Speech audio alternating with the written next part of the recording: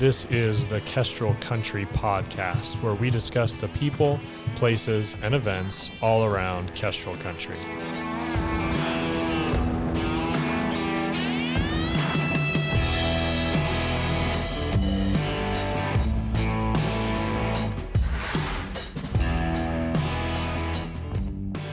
Hello and welcome to another edition of the Kestrel Country Podcast.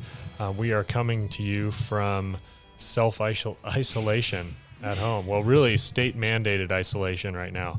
It is the last day of March, and we are under stay-home orders in the state of Idaho. So, but we had the opportunity to talk to Brian Points of Points Consulting today about housing, his housing assessment that he helped put together for the local Partnership for Economic Prosperity here.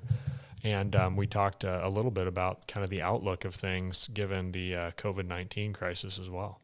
Yeah, obviously we've not a direct idea of what can happen out of this or what will happen out of this, but a lot of really good, solid information and a lot of helpful information from the study that happened before COVID-19 came in.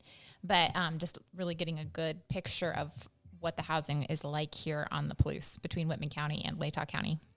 Yeah, I thought it was really fascinating to hear kind of the history of it, what's caused this issue, and even talking about some potential solutions to the accessible housing, right? Right, attainable housing.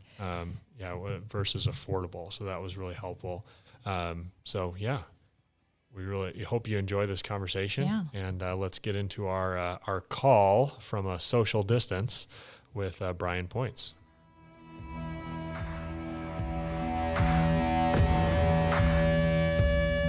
Brian Points, thanks for joining us today. We're really excited to have you on the podcast. And even though you are local in Moscow, given all of the social distancing and everything else, we're talking to you from across town on the phone. So thanks for joining us. Yeah, no problem. I'll wave at you guys out my window. There you go. Well, we wanted to have you on, obviously, to talk about the housing study, because locally, it's kind of what we do here at Kestrel Country is talking about, people, places, and events around our area. And that's, I think, a big piece of helpful information that you all did. But wanted to start out just getting to know you so people can get to know you. We obviously had your wife on not too long ago with Harvey Points. But yeah, tell us a little bit about kind of your history, what brought you to Moscow, what you've been up to, and what you do now with Points Consulting. Sure thing. So I'm an economist by training, management consultant by trade, and I've been in this industry for about 11 years, and that started when I was just out of my undergrad, and actually right about that time, I realized that I had a strong interest in economics. I didn't get my undergrad in economics. I actually studied history. But some point soon thereafter, I realized, I really like this field based on the work that I was doing. So went and got a master's degree in economics in California, moved a couple of different places, Virginia, Indiana, California, ended up back in Idaho, and about less than 6 months ago, I started my own consulting company after having worked for a great company in Indiana for the past 3 years called Thomas T. Miller and Associates. So the work that I've done over this past decade or so is varied. I'd say the kind of the cohesive point behind all of it always has something to do with public sector investment and use of resources. So work with counties, cities, states, municipalities, nonprofits, sometimes with private sector even that's seeking to develop some kind of public-private partnership with those entities. So it's things like cost-benefit analyses, economic impact analysis, feasibility studies, labor studies, housing studies, etc. Yeah. How's that been going? I mean, it's hard these days not to talk about COVID-19, right? Has that affected your work, your consulting work at all in the immediate term? It's hard to tell so far. What one of the kind of leading indicators for my business is the flow of what you call requests for proposals or RFPs, which is typically how procurement goes with government entities. So if I'm tracking that daily, I've seen some decrease in flow, but it's not been drastic. So I take that as a good sign that there's still going to be work there 3 months down the road.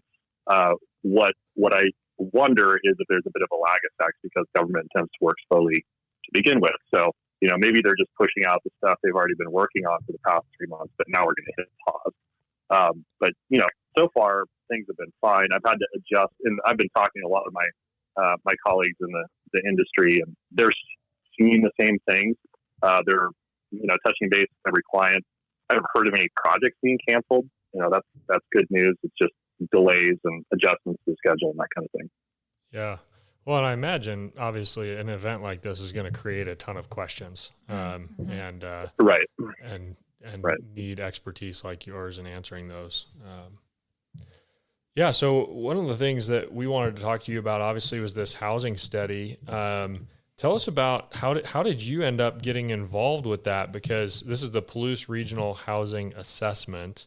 Obviously you're living in Moscow, but it was really a connection with your former employer in Indiana, right? That made that happen. Right.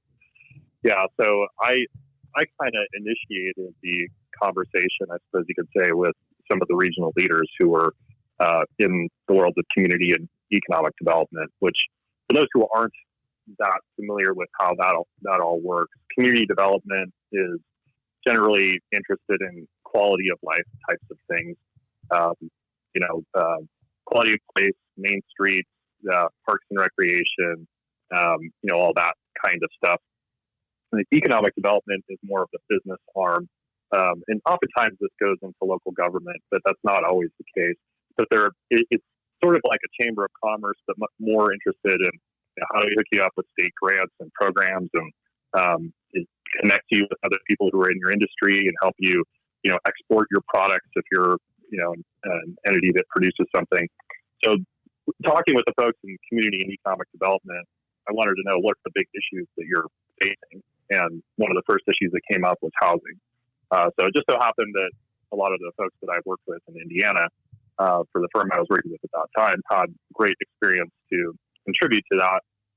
And I had enough experience to contribute to it as well. So that whole combination of factors is what led to the initiation of the project.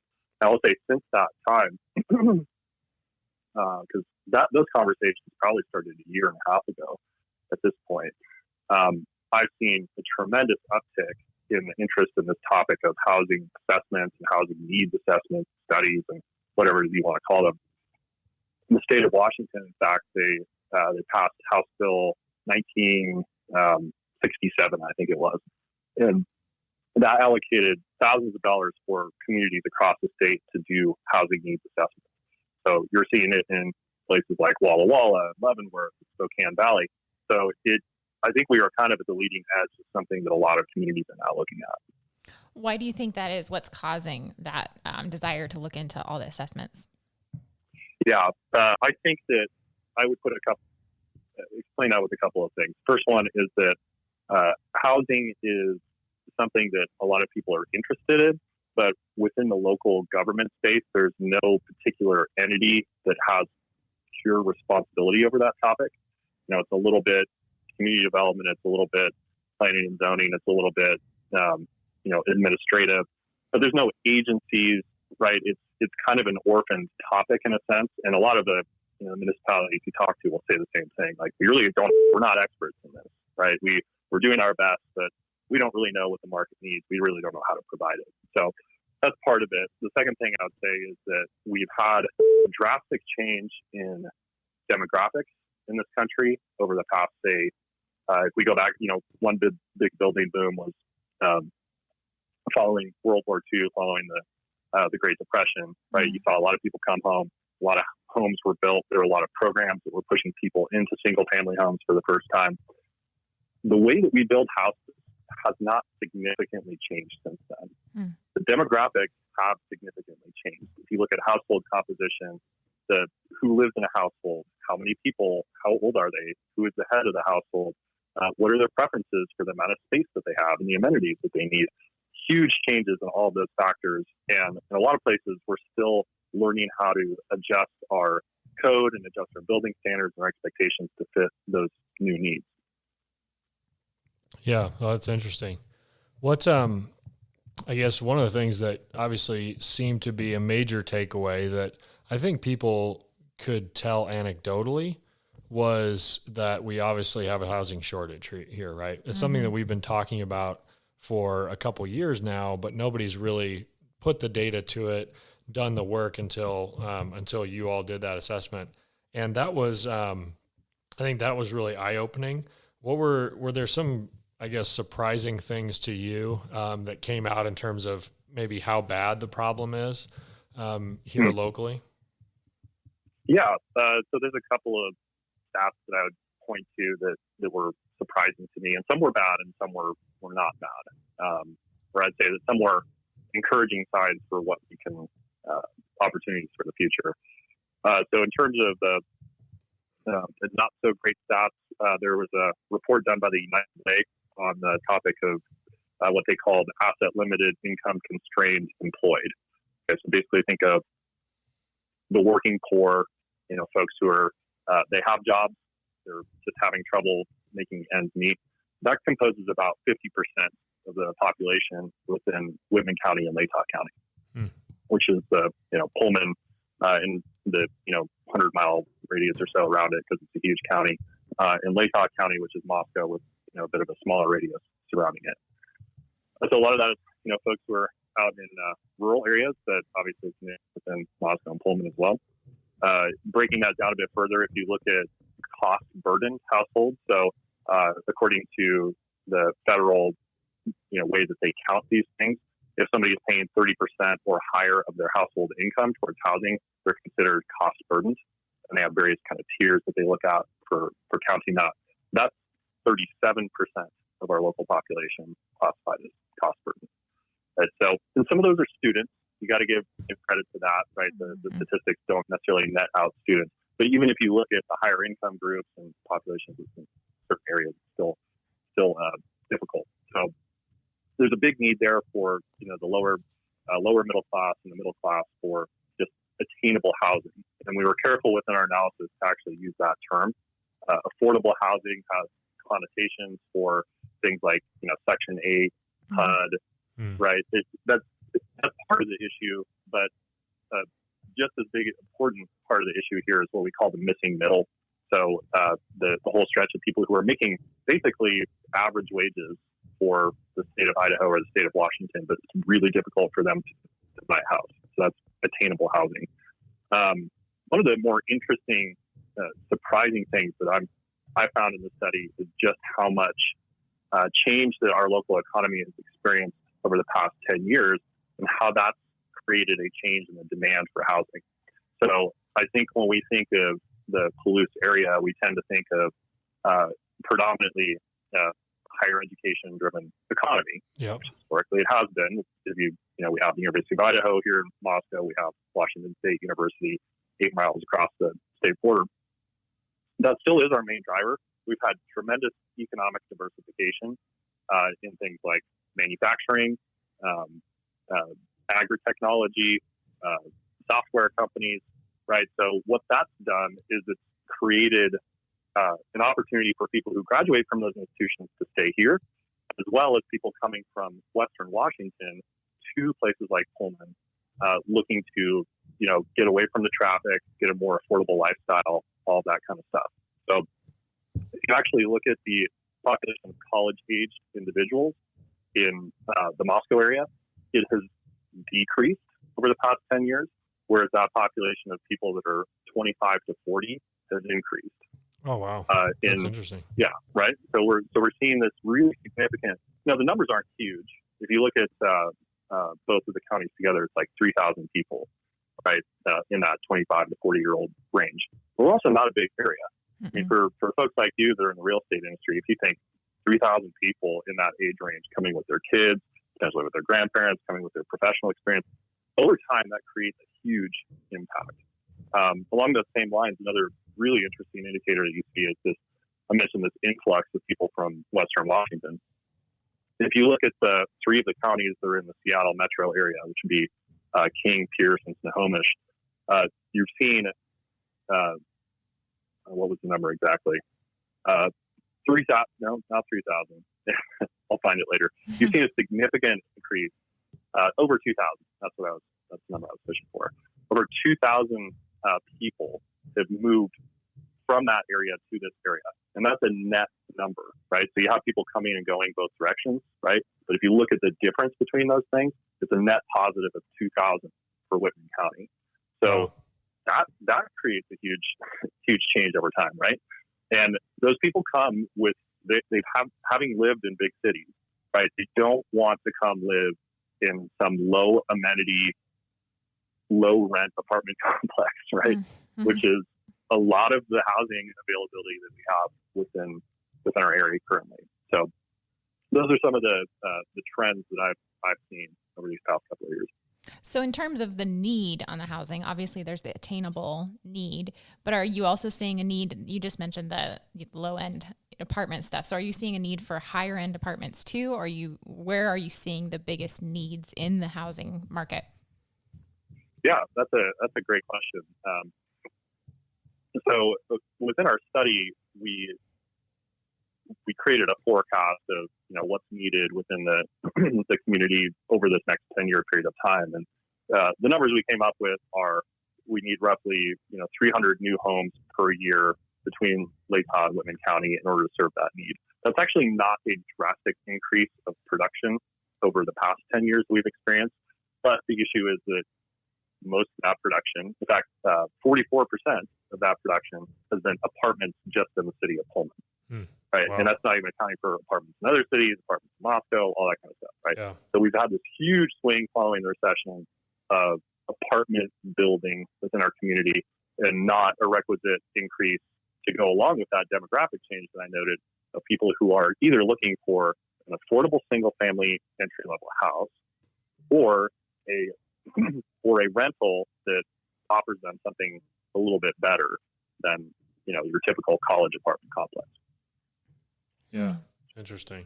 Well, one of the things that in terms of kind of the forecast that I noted that seems applicable, hopefully, to our future, given what's going on right now, is that the region's economy generally weathers recessions well. There's a little paragraph there right. In the executive summary talking about that during the Great Recession, employment in the Palouse region actually expanded and home values remained stable, and that a national recession could have a counterintuitive result for making our region even more attractive, which, that's kind of what I've been thinking through anecdotally as I've been thinking about the real estate market here in light of what's happening in the national economy, is that one, a lot of people go back to school, right? When unemployment's high, there's often incentives too. People want to get more skills.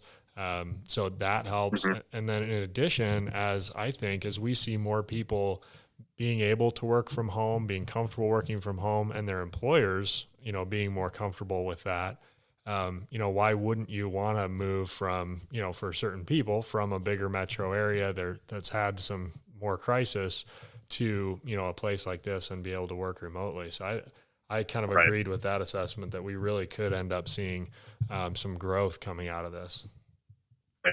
Yeah, I still see that as a possibility. I think nobody thought of COVID-19, the longer than 3 weeks ago. So when we wrote that report, we're in this very long, boom period for the economy, which at some point has to turn down. So we just have to address what does that mean.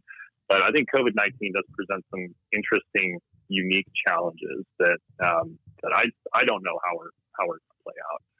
I also don't know how long this recession is going to last. But Mike, you brought up some positive things. Some other things I think we need to consider is what does this do to higher ed in general?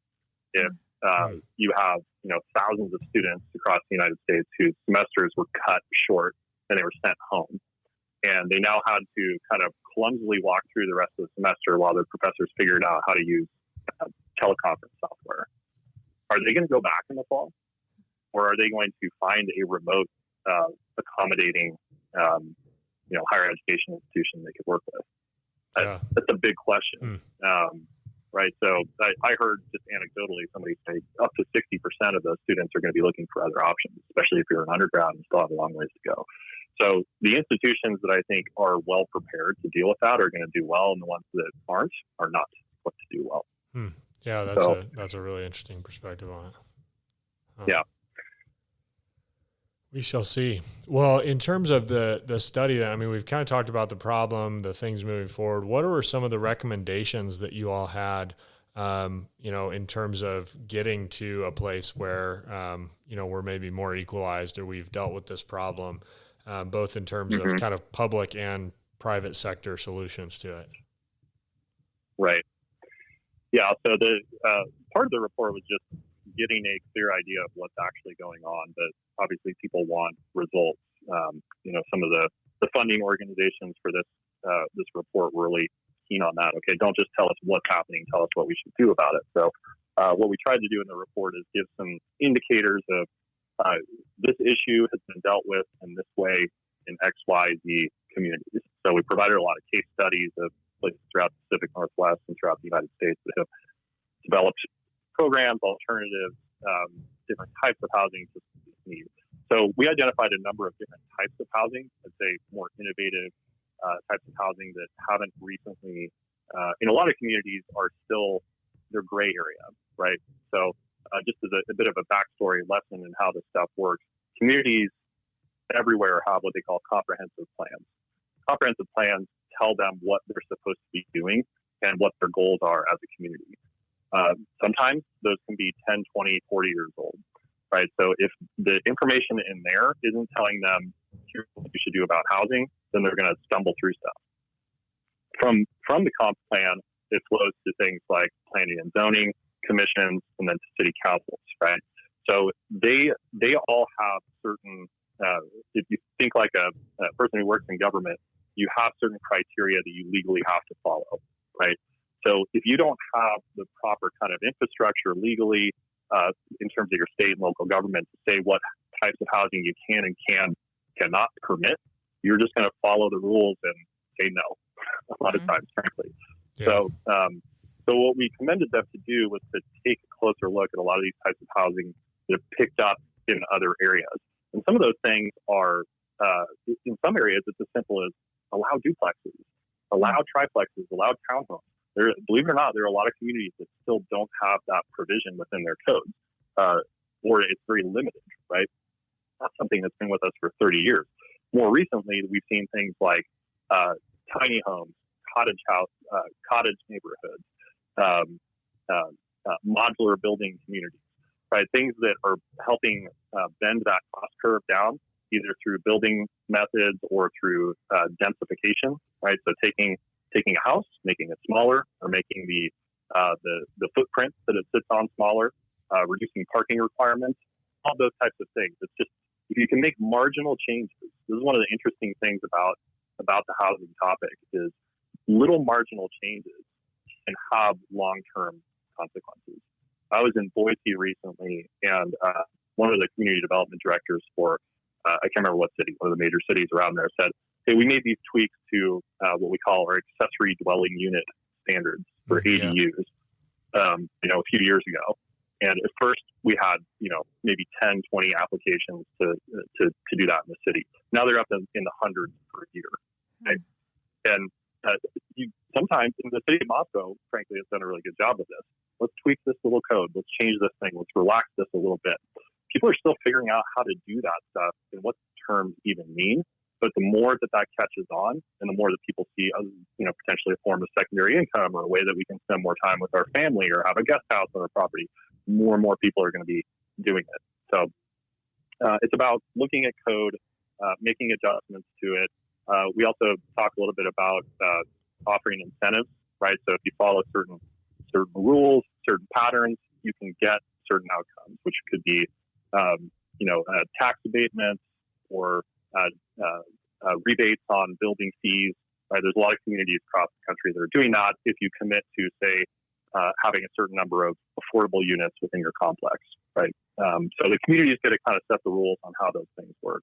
an important part of this too is that every legal structure within every state is different. So there are certain things that we put in this report that are more applicable, frankly, to Washington than they are to Idaho, or vice versa. But it's really about the local communities to sort that out. Yeah. How unique is it to have, is this, obviously you just mentioned some are more applicable to Washington or Idaho. We have two, obviously we know it's unique to have two land grant universities this close to each other and that kind of thing. But how was that working with both areas? Is the Partnership for Economic Prosperity that they kind of were the spearhead behind this, right? Mm-hmm. And they're based in Moscow, right? But do they have stakeholders from both communities?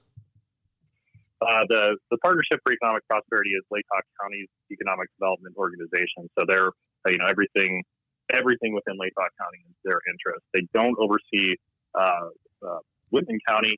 The city of Pullman has an economic development director, and there's also an organization called SOWEDA that's over on that end. Anyway, long story short, the PEP was our front point of contact, but they just helped us connect with folks on both sides of the border. You need a lead, you need a client lead, but that didn't restrict us to just working with one side or the other. So, your question is, how was it working with both of them? Interesting. That in a lot of ways, this project was a first for me personally, and one of the ways that was the case is that working across that state border, and two very different city government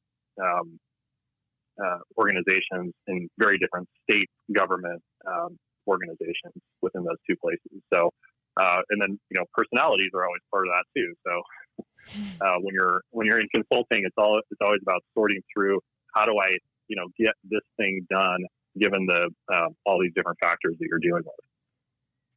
Yeah. So this is a question more on the private sector side of it, but back to that attainable housing. And you said the building style that had come in after World War II hasn't really changed. So do you think that is a key element in how we can get more of that attainable housing if we switch up the method of building? Right. Yeah, absolutely. And some of that comes down to code adjustments, building code adjustments, as well as zoning code adjustments. Part of it comes down to builders learning how to build in different ways. Mm-hmm. So this was not just a report that was designed to say to government, do these things and the problem is fixed. It's a shared responsibility. And a lot of these builders are also, boomers, generation or late Gen Xers, and they know how to, rinse, wash, and repeat. And they know how to build one type of house, a large footprint, single family home, and they're going to keep on doing that. So you need to be exposed to different ideas to know how to build different types of housing. And because we don't have a lot of that in this area, if people haven't traveled to other places, if they haven't studied those topics, they may not realize that those are even options. Mm-hmm. So it's about knowing what the market is interested in and finding a way to provide it. And we've seen some positive indicators of where we're going. There's one developer, actually, this was in the news just last week, was looking to build a cottage neighborhood on the northwest side of Pullman. And when I talked to him about it, it's like just one mention within the news, he's getting, his phone is ringing off the hook for people saying, I want this house, I want this house. And he hasn't even been fully received his certificates yet to start building. So, I think it changes. We need the changes in code and the changes in the way that people build to match with the changes in desires and expectations of the population. That's super interesting. Well, so if people want to read the report, obviously it's we kind of gave some brief overviews for it, but that they can find that at PEP's website. Is that right? PEPEDO.org. PEPEDO.org. That's right. And there's a big button upper right-hand corner where you can read the report. There's something in there for everybody. I encourage everybody to read it who's interested in the area. Another thing to note is that we were right about at the tail end of organizing the Palouse Housing Leadership team, which was going to be an organization of citizens who were going to kind of take these recommendations, push them forward. That's kind of been interrupted a little bit by this COVID-19 thing, but we'll still stay on that to make sure that gets set up. So we have a lot of great applicants that we're looking at, as well as the funding organizations who were part of this study are going to get offered a seat on those committees as well. So in pretty short order, we expect to see some of these recommendations being pushed forward for our communities. That's great. Well, one last thing while we have an economist on the line, is there a place or a few places that you would recommend folks who are maybe interested in, I know obviously right now everything's wild conjecture because of this completely unforeseen event, but some places that folks can either see some good, find good information about what might be changing, is that PEP or on a larger economic, are there some publications that you're watching to find good information about kind of what might lie ahead as far as the economy?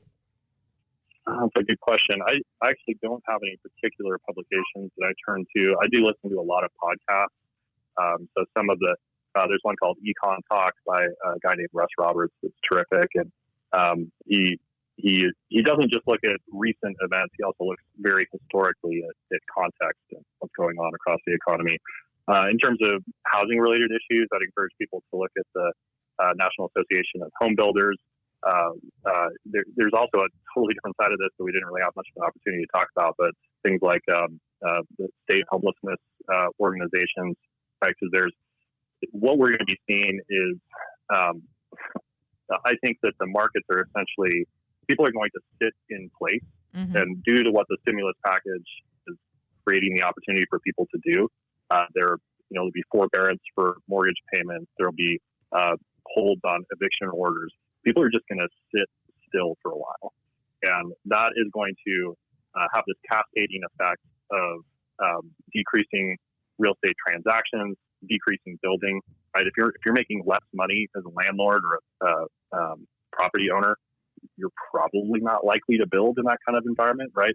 So we're going to see that this is the beginning of who knows what, unfortunately. And I can see this at least going through quarters 3 and quarters 4. And what we could see, in fact, is that, and Congress has already said this is maybe just the first thing we're going to do. In typical federal government fashion, they're, in the effort to fix a problem, they're creating another problem, which they then need to go fix. So if we see the housing market freeze up, if we see real estate freeze up, housing isn't even the biggest issue right now. The biggest issue is things like retail and food service and entertainment. They're going to look at that and we have to do something about this. So I wouldn't be surprised seeing quarter 3.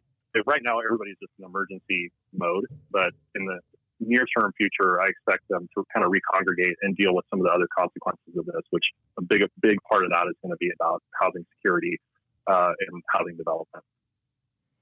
Yeah. Well, on that line, just this is not from an economist because I am not an economist at all, but I'm just kind of curious. So since thinking locally, we've had such a shortage on the housing, would it be a prime opportunity for somebody who is in a position then to get ahead of that and provide some of that right now so that when things start to turn around, we're not wildly behind anymore, but there's places they can go? Right. If they have the cash and if they can get the loan, which that's going to be that's always been tricky, and that's going to be even more tricky right now. So what I do see happening is I think local governments this is actually going to create a good opportunity for them to resolve some of these aspirational needs that they've had for a long time of building a community center, building a homeless shelter, building a senior center, right? Because interest rates are at rock bottom, unemployment's going to be high. I wouldn't be surprised to see a little bit of what FDR did with things like the Civilian Conservation Corps in the 1940s. We're going to see government say we have things that need to be done. We have people to do them. Let's get the money in place and get to work. So unfortunately, I don't see the private sector doing a whole lot within the short term, but you could see government step into that breach. Another interesting element, I haven't seen any data to back this up, but it's just something I'm kind of pondering in the back of my mind. Going back to what we said about on the Palouse, people are coming here for various kind of quality of life issues. As you two know, being in the real estate industry, our biggest season is the summer, naturally, because students are out of school. Mm-hmm. Well, guess what? Students aren't even in school right now. And if the state of Washington ends up canceling school for that period of like mid-April through mid-May, we could actually see that influx. And combined with the fact that what if Idaho relaxes its stay-at-home ordinances sooner than the state of Washington does? How many people end up coming to Idaho earlier, right? So we could actually see the single-family home market increase more quickly than it has in the past. But that's, it's all a combination of factors that we really don't have any idea. It's a possibility at this point. Right. Well, thank you so much, Brian. We really appreciate your time and your insight and all your work on the housing study. People can find you at points-consulting.com. Is that right? Yep, that's right. And I can make sure that my email is available to Mike and Catherine if anybody wants to contact me. Sounds good. Well, thanks again, Brian. Hope you have a great day and enjoy some social distancing and isolation. Thanks so much, Brian. Thanks, guys. Bye. Thanks for joining us. Like, share, subscribe. We'll see you next week.